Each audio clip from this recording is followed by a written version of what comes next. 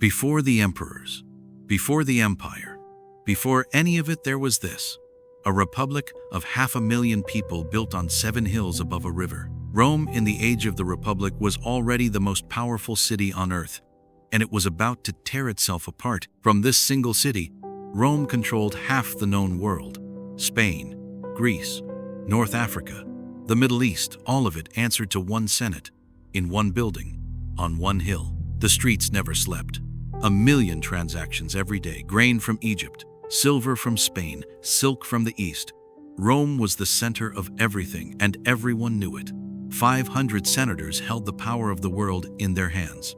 They had built the greatest republic in history, and some of them were already planning to destroy it.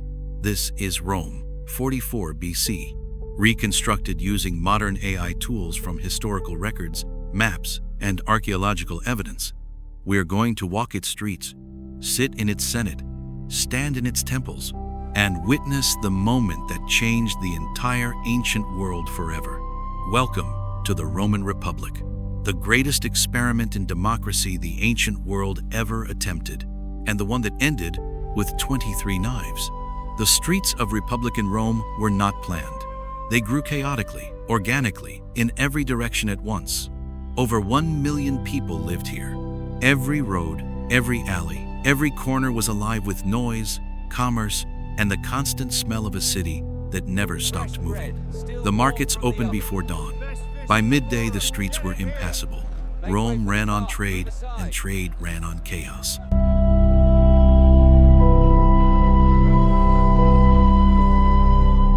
The streets were paved, but they were not clean. Waste from homes and workshops flowed freely. The smell of Rome was something visitors from across the empire never forgot. After dark, Rome belonged to a different city. No street lighting, no law enforcement. The same streets that buzzed with commerce by day became genuinely dangerous by night. Rome had no walls in the Republic's final years. It had outgrown them, but the old city gates still stood, marking the boundaries of a city that had long since burst through them. The wealthy lived behind high walls in private houses called domus, their own worlds, completely sealed from the street outside. Most Romans had no such luxury. This was the city they were born into: loud, crowded, dangerous, and entirely, completely home. At the center of Rome stood the building that controlled the world. Not a palace, not a temple, a meeting hall, the Roman Senate. 600 senators, elected by the people, answerable to no king, the most powerful deliberative body the ancient world had ever produced. Inside, the noise was constant. Senators shouting over each other, stamping feet, pounding fists on stone. Democracy in Rome was not a quiet business.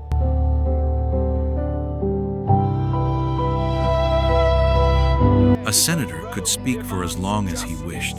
Opponents would talk until sunset simply to prevent a vote. The filibuster still used in legislatures today was invented in this room. These were not idealists. They were power brokers, men who had spent decades climbing Rome's political ladder and were not willing to share the view from the top. Outside the Senate doors, ordinary Romans gathered every day waiting for news of decisions that would affect their taxes, their wars, their lives. They had no vote inside, but they had voices outside.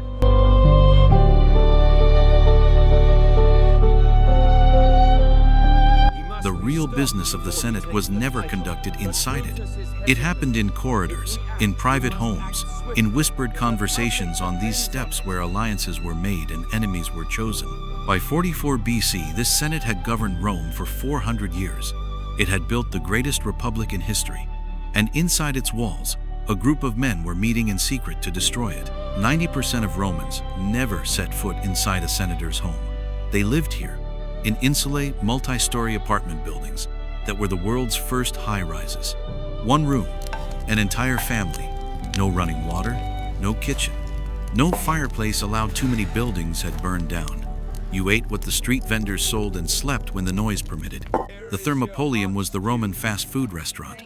Hot food available all day from stone counters on every major street. Lentils, stews, wine, bread, the fuel of a city that never cooked at home.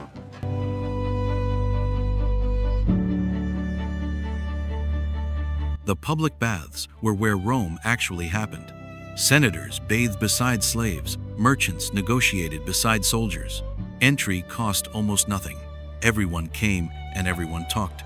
Business deals, political gossip, love affairs, criminal conspiracies, all of it conducted in the steam rooms of Rome. The baths were not just hygiene, they were the city's nervous system. 1 in 3 people in Rome was a slave. They built the aqueducts, cooked the food, taught the children, ran the businesses. The greatest republic in history ran entirely on forced labor.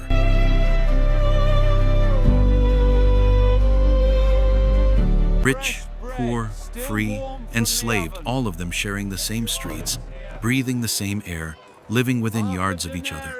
Rome made no room for separation. This was the rhythm of Republican Rome. Wake, work, eat, argue, bathe, sleep, and do it all again tomorrow. Simple, exhausting, and entirely ordinary. Until the Ides of March, when nothing was ordinary again. The Roman Republic did not just build an army. It built a machine, the most efficient killing force the ancient world had ever produced. Every Roman soldier trained for years before seeing battle, marching 20 miles a day in full armor, building a fortified camp every single night. The discipline was absolute, and it was the reason Rome controlled half the known world. These were not professional soldiers by birth. They were farmers, craftsmen, and merchants transformed by Rome's military machine into the most feared fighting force on earth.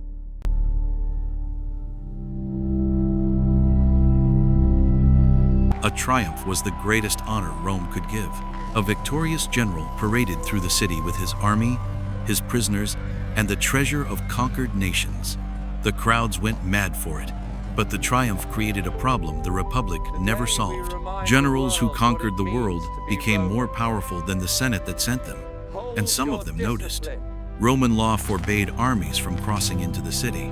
A general who brought his troops across that line was declaring war on Rome itself. For 400 years, that line held. Then came Julius Caesar.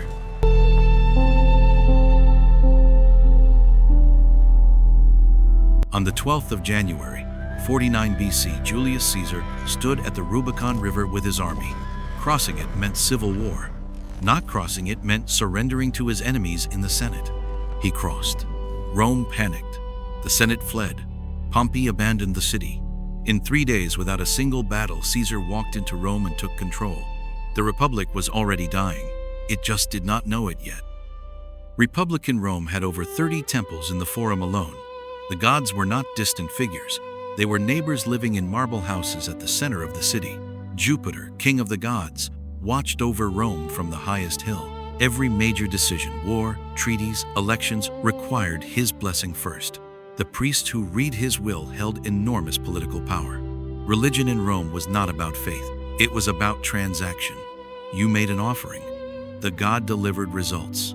If the results did not come, you tried a different god. Every street corner had a shrine. Every home had its own household gods, the Larry small figures watched over by the family. Religion in Rome was woven into every single moment of daily life. Before any major decision, a battle, an election, a treaty, augurs read the will of the gods in the flight of birds. A Senate vote could be canceled if the signs were wrong. The gods had veto power over the Republic. Julius Caesar was not just a general and a politician. He was also Pontifex Maximus, the high priest of Rome. Julius Caesar had ruled Rome for 5 years. He had been declared dictator for life. He wore purple, the color of kings. He put his own face on Roman coins. The Senate had seen enough. 23 senators joined the conspiracy. Men Caesar trusted. Men he had pardoned after the Civil War. Men he had promoted and rewarded. Their leader, Marcus Junius Brutus, Caesar's closest friend. Brutus did not hate Caesar. He believed Caesar was destroying the Republic he loved more than any man. The choice nearly broke him. He made it anyway.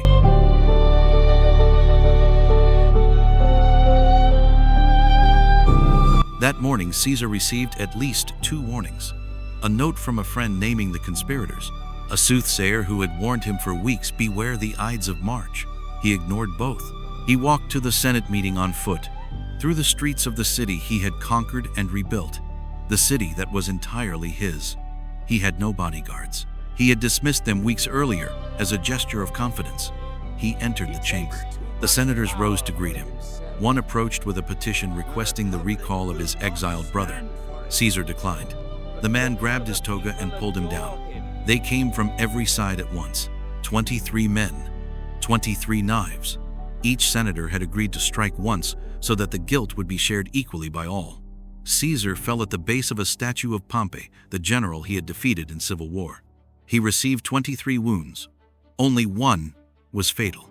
The doctors who examined his body said he might have survived every other blade. The conspirators had planned the assassination. They had not planned what came after. They ran, scattered through the streets of Rome without a single word to the people they claimed to have saved.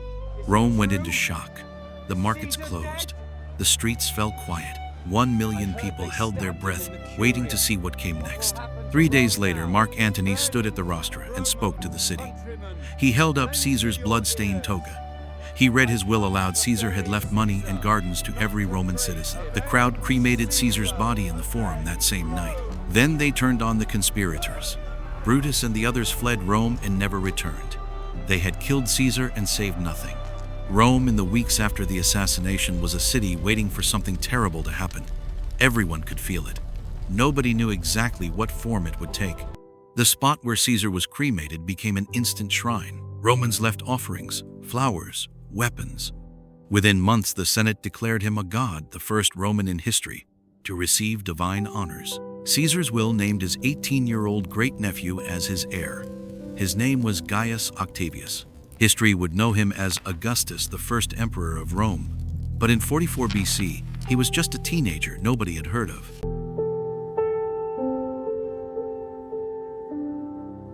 13 years of civil war followed. Rome tore itself apart exactly as the conspirators had feared, but the cause was their own act. Every man who raised a sword in those years did so in Caesar's name or against it.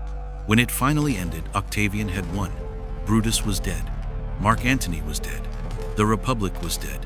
And the man standing at the top of the ruins was 20 years older, infinitely harder, and calling himself Augustus.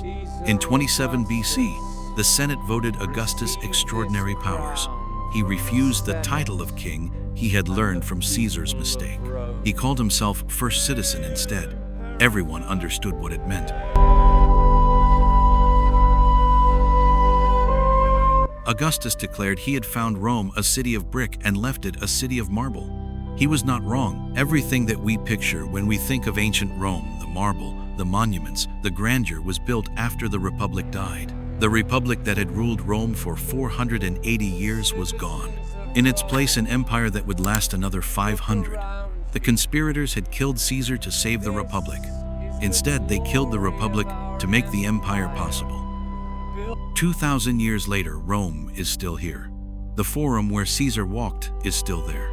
The Senate steps where Brutus made his decision are still there. The stone is still there. Walk through the Forum today, and you are walking through the exact space where the most consequential political murder in human history took place. The ground remembers even when the buildings are gone. Every parliament on earth today is a direct descendant of the Roman Senate. The word Senate itself is Latin. The concept of elected representation, of checks on executive power, of law above any individual, all of it came from this building.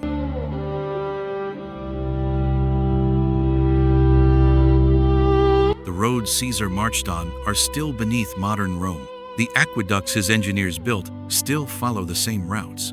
The legal concepts his republic developed are still the foundation of Western law. The Roman Republic lasted 480 years. No democracy in the modern world has come close to that.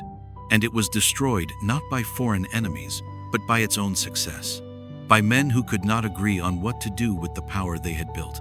Standing here in this Forum, on these stones, in this city that has refused to die for 2,000 years, it is almost impossible not to feel what happened here. Caesar walked these stones. Brutus made his choice on these steps. An entire civilization turned on this moment. If there is another city, another moment in history you want to see rebuilt and brought back to life, let me know in the comments. History is waiting, and we are just getting started.